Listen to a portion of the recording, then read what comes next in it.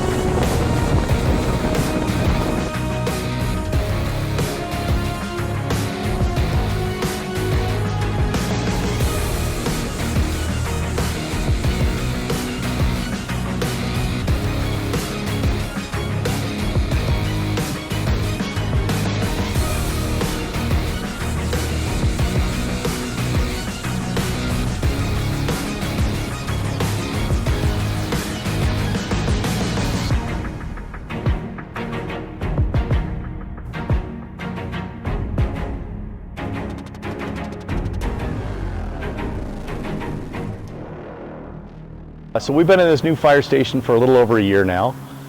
In my opinion, it's one of the best connected fire stations to our community neighborhood than of any station we've got.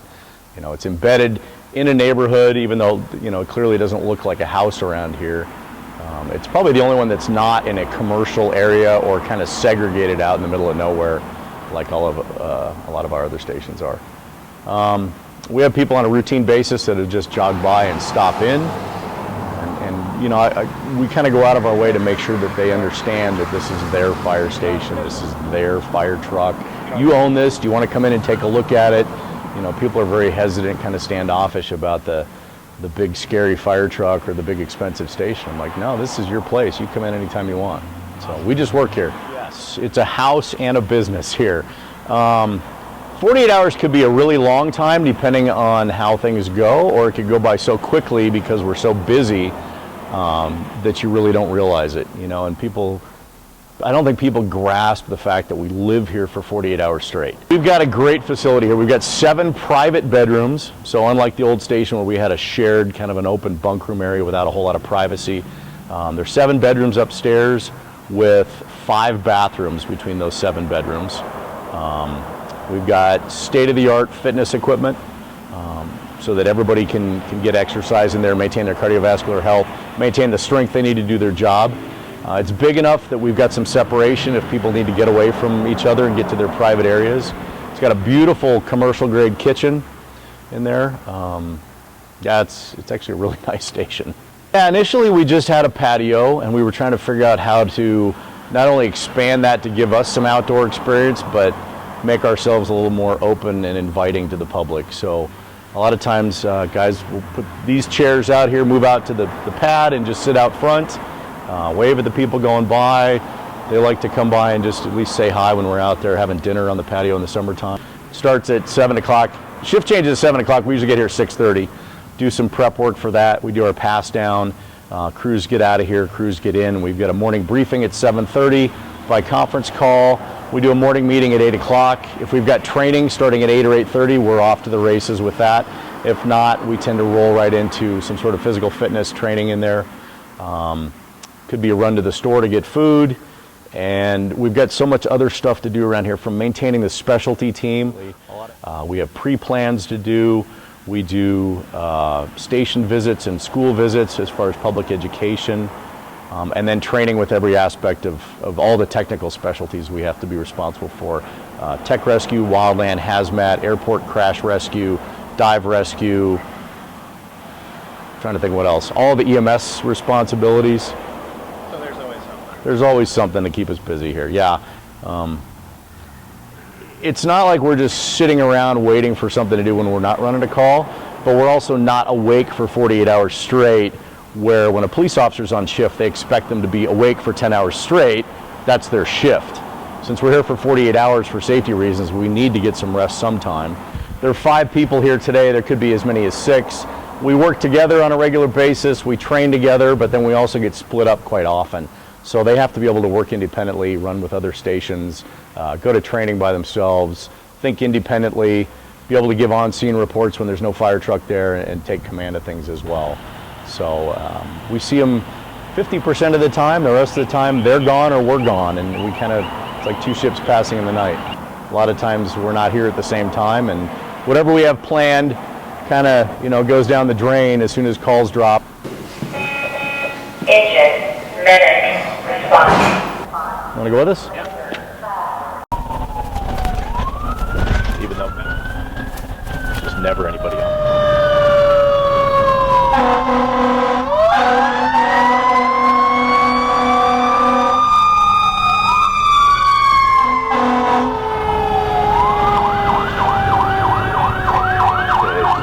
Second driveway on the left.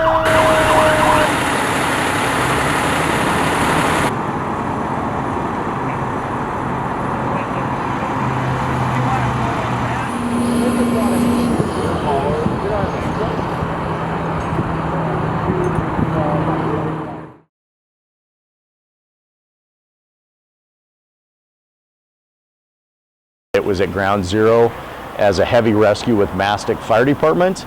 So when we purchased it, we got it refurbished and we restriped and relettered, but we wanted to preserve some of the history behind it. So there's the picture of it at Ground Zero, and then there's a symbol on the back that we call a ghost image. We left the original rig number on the back in addition to ours, where you can see it if you look for it, but it's not super obvious.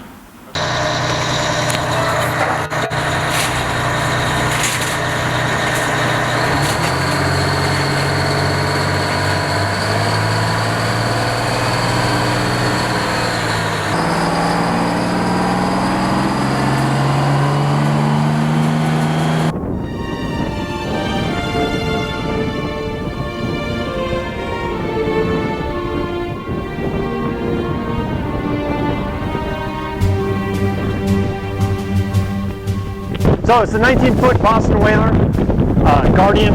It's specially made for search and rescue and police departments. As you can see, it's a super stout boat. It's actually got a 20-year Coast Guard warranty.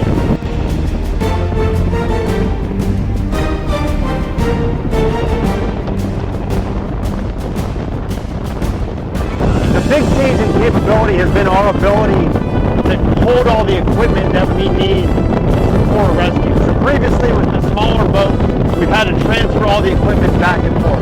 Our old boat was also built for 4 people, and our minimum now is 5. So we've been really cramped for a long time.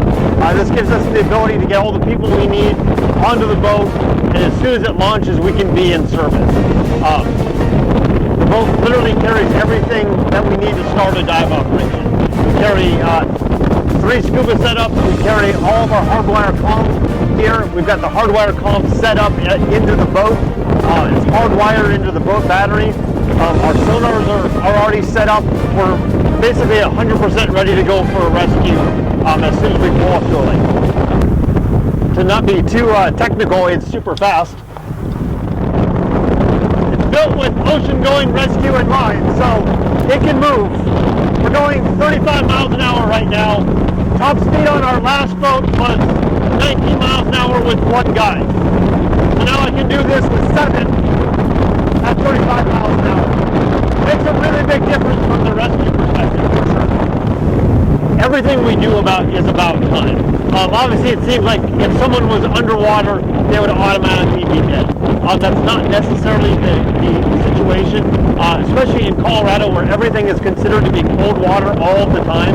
There is a chance that we can pull you out of the water and still resuscitate you up to an hour to an hour and a half after you've gone underwater.